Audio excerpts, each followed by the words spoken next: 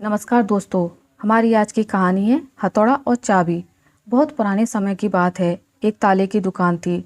उस दुकान में ढेर सारे ताले चाबी थे। लोग वहां ताले खरीदने आते थे और कभी कभी मुख्य चाबी गुम हो जाने पर डुप्लीकेट चाबी बनवाने भी आते थे।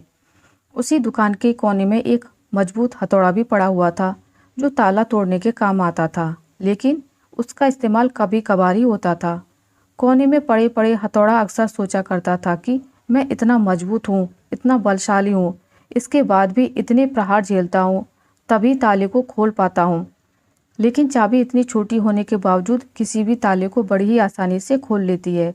ऐसा क्या है इस छोटी सी चाबी में?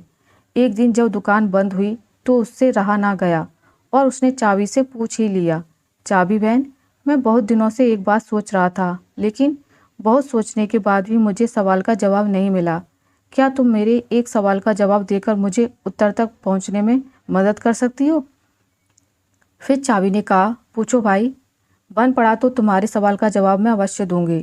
बहन, तुम में ऐसी क्या खास बात है कि तुम इतनी छोटी होने पर भी हर प्रकार के ताले, चाहे वह कितना ही मजबूत और जिद्दी क्यों ना हो, बड़ी आसानी से खोल लेती हो, जबकि मैं तुमसे बहुत बड़ा शक्तिशाली होने के बावजूद ऐसा नहीं कर पाता। मुझसे ताला खोलने में बहुत मेहनत लगती है और कई बार प्रयास करने के बाद ही ताला टूटता है। चाबी मुस्कुराई और बोली, बहुत ही साधारण सी बात है हथौड़े भाई, तुम ताले पर प्रहार करते हो।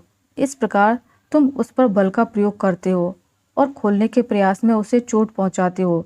ऐसे में ताला खुलता नहीं बल्कि टूट जाता है, जबकि मैं बिना बल का प्रयोग किए और ताले को बिना चोट पहुंचाए उसके अंतर्मन में उतर जाती हूँ।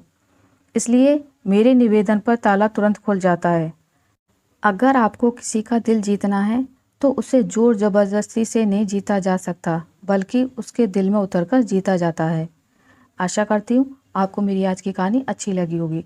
अगर आपको मेरी ये कहानी अच्छी लगी है तो इसे लाइक करें, ज़्यादा से ज़्यादा शेयर करें, और अगर आप मेरे चैनल पर नए हैं तो इसे सब्सक्राइब करना ना भूलें। मिलते हैं एक नई कहानी के साथ, तब तक के लिए नमस्कार।